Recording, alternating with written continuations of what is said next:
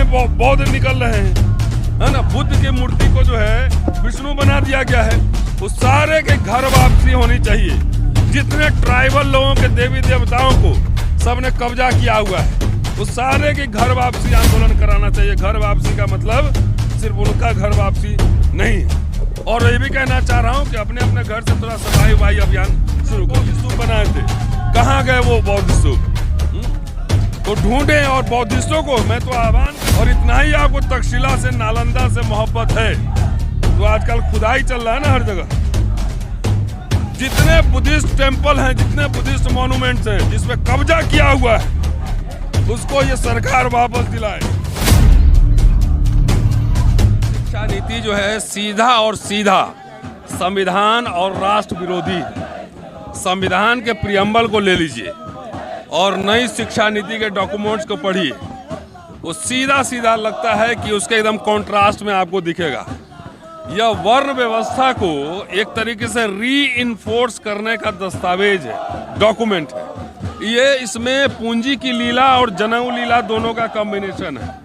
EWS इतना जो है ढोल बजा के लाया गया था। EWS कोई बता दे कि EWS के बारे में उसमें क्या प्रोविजन है।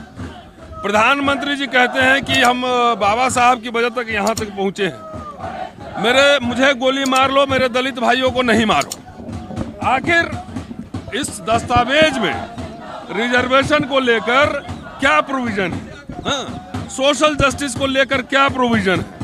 ये सीधा और सीधा अपर क्लास के, अपर कास्ट के जो धनी लोग हैं उनको हित पहुंचाने के लिए, इसको बेचने के लिए। आप कह रहे हैं 70 साल में कुछ नहीं होता, IIT खुला, मेडिकल खुला, इसको हम लोग कहाँ पढ़े?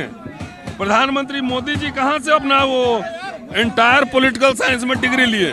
कहाँ से लिए?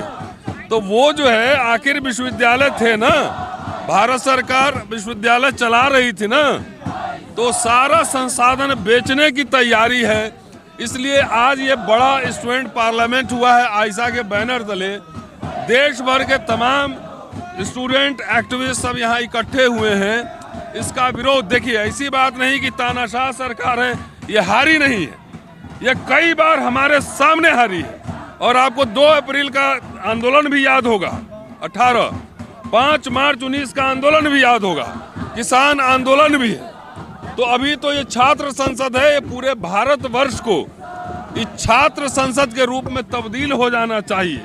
और मुझे लगता है इसकी शुरुआत हो गई है, क्योंकि ये हर, चाहे मजदूर हो, चाहे मिडिल क्लास हो, चाहे किसान हो, चाहे क्रिमिनल्स भी हो, अपराधी भी हो, वो भी चाहता है कि मेरा बेटा अच्छा पढ़े।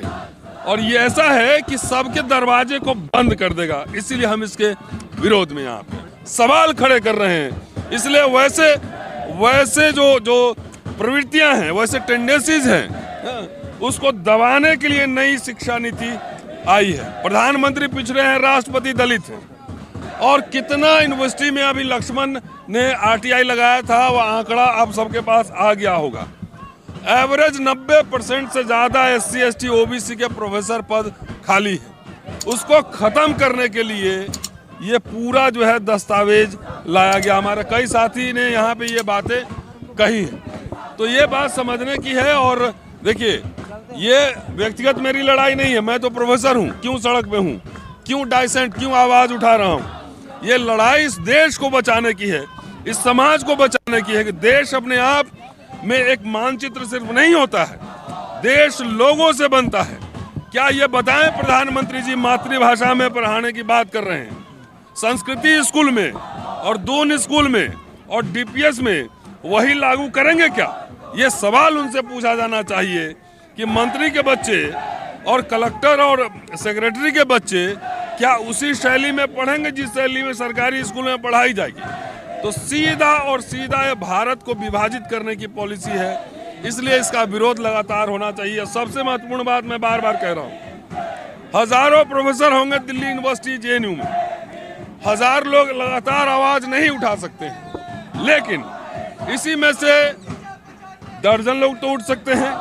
इनके दमनकारी नीति के खिलाफ कहाँ कौन डरा? कुछ लोग तो हैं जो नहीं डर रहे हैं, जो सवाल उठा रहे हैं। तो इसलिए ऐसे जो डिसेंटिंग वॉइसेस हैं, इसको क्रश करने के लिए ये पूरी न्यू एजुकेशन पॉलिसी लाई गई है। न्यू इसमें कुछ नहीं है, ये एक डिस्ट्रक्टिव पॉलिसी है। आईआईटी खुलते और जवाहरलाल नेहरू यूनिवर्सिटी खोली है ना, तो इस सरकार का जो पॉलिटिकल फिलॉसफी है वो मॉडर्न एजुकेशन का एंटीथेसिस है। वो मॉडर्न एजुकेशन नहीं करना चाहती है।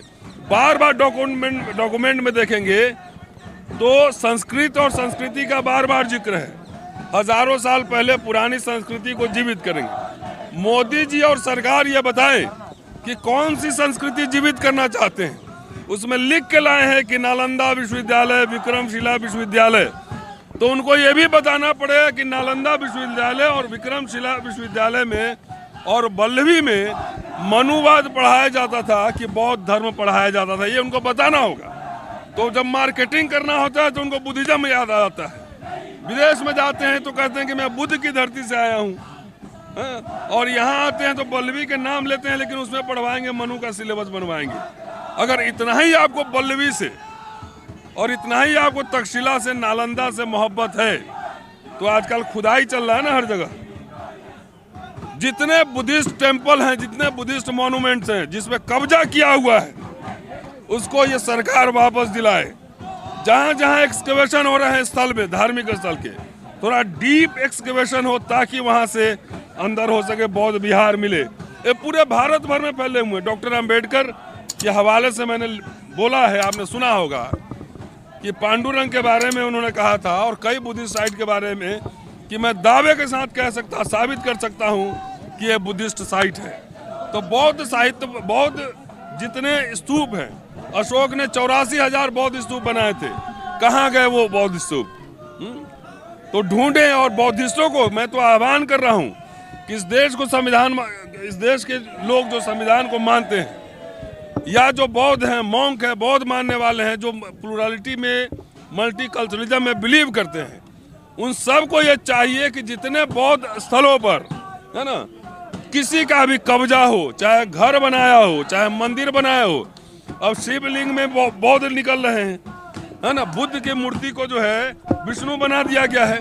उस सारे के घर वापसी होनी चाहिए। जितने ट्राइबल लोगों के देवी देवताओं को सबने कब्जा किया हुआ है, उस सारे की घर वापसी आंदोलन कराना चाहिए। घर वापसी का मतलब सिर्फ उनका घर वापसी नहीं है। और ये भी कहना चाह रहा हूँ कि अपने अपने घर से थोड़ा सफाई वफाई अभियान शुरू कर लीजिए। शुक्रिया, थैंक यू।